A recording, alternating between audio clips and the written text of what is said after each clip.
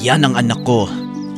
Umalis na ang masipag na anak upang maghanap ng trabaho, habang ang tamad na anak na nagsabing siya ang bahala sa gawaing bahay, wala itong ginagawa. Sa paglipas ng mga araw, nagiging makalat at madumi ang bahay nila.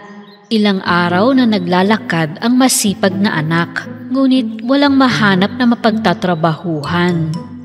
Sa daan ay may nakita siyang puno na natutuyo na ang mga sanga at ugat. Magandang binibini, maaari mo bang alisan ako ng mga tuyong sanga at diligan ng aking mga ugat? Pumayag ang masipag na babae. Inalis niya ang mga tuyong sanga hanggang sa magkapasa ang mga palad niya at dinilig sa mga ugat ng puno ang baon niyang inuming tubig. Maraming salamat. Pero walang natirang tubig para sa iyo. Ay okay lang. Kailangan mo ng tulong kaya tinulungan kita. Makakahanap rin ako ng mapag-iigiban ng tubig ko.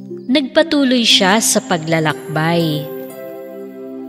Nang sumapit ang dilim, natanaw niya ang magandang bahay na tahanan ng 7 diwata.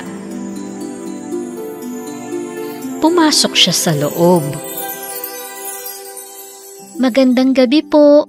Paumanhin kung pumasok ako ng walang pahintulot. Ako po ay naghahanap ng trabahong mapapasukan.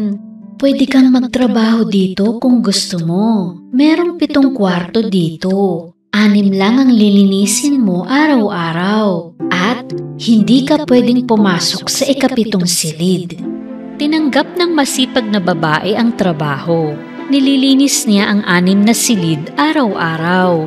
Sa loob ng 1 taon, hindi siya pumasok sa ika-7 silid. Sabi ng tatay ko na gawin ang trabaho ng tama, anuman ang mangyari. Trabaho ko na linisin ang 6 na kwarto at iyon nga ang ginawa ko dahil iyon ang inatas niyo sa akin. Nais ka naming gantimpalaan sa iyong katapatan at kasipagan.